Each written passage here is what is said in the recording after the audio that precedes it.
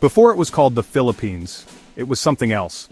Long before Spanish ships arrived and drew maps, before the islands were united under one flag, this archipelago was home to powerful kingdoms, trading ports and royal bloodlines that history tried to erase.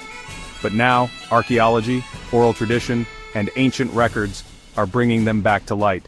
This is the story of the lost kingdoms of the Philippines, civilizations older than you were ever taught, and more advanced than you'd ever believe. Let's start in the north of Mindanao. In the year 1001 CE, Chinese records describe a rich kingdom called Butuan, known for its gold, boats, and diplomacy. Rulers from Butuan sent gifts and emissaries to the Song dynasty of China, including gold, pearls, and tortoiseshells. The Chinese even ranked Butuan as equal to other major kingdoms like Champa and Srivijaya. What made Butuan so powerful? Gold. Lots of it.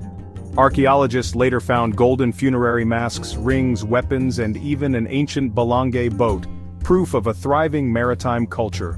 Butuan had its own navy, currency, and trade system long before any Spanish coin touched Filipino soil. So why don't we learn about it? Before Manila was Manila, it was Tondo. Centered around the Pasig River, Tondo was ruled by native Tagalog royalty known as Lakan. These rulers collected taxes, led armies, and governed with a council of nobles.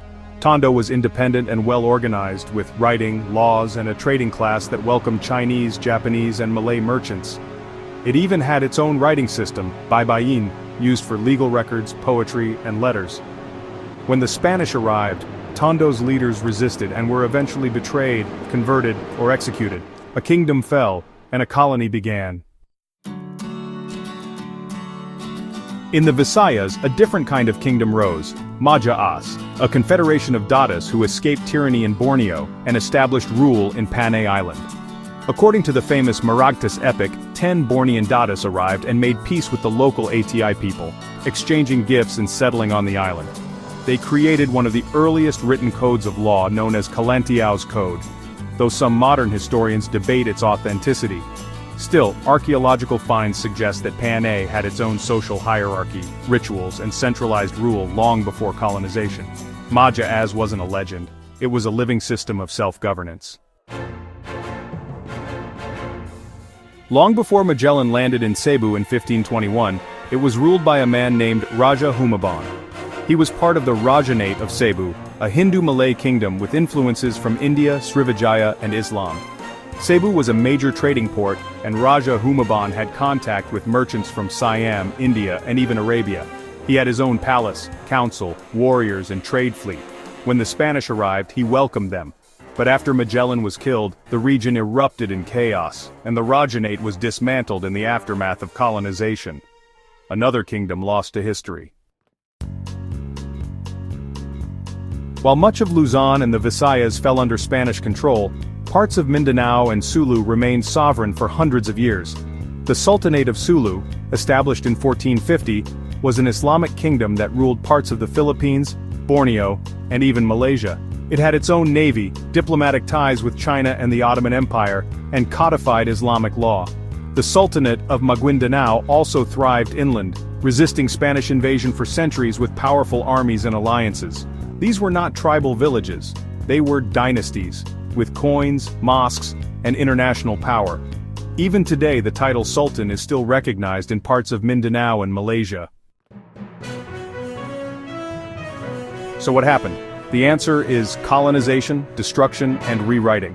When Spain conquered the islands, they destroyed royal records, burned ancient scripts, and forced native leaders to convert or be eliminated.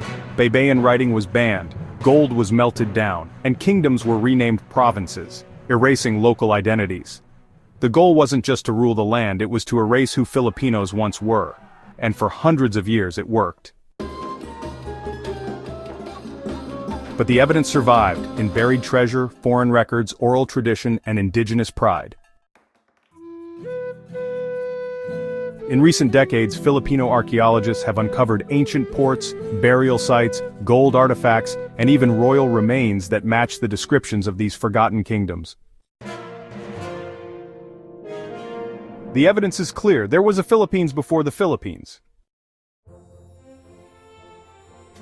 Colonizers erased native kingdoms for two reasons: to justify conquest. It's easier to take over a place if you convince the world it was uncivilized. To break identity. A people without memory are easier to control. But modern Filipinos are remembering.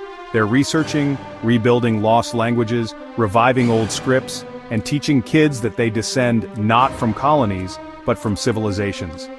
The kingdoms may be gone, but the spirit, it's returning.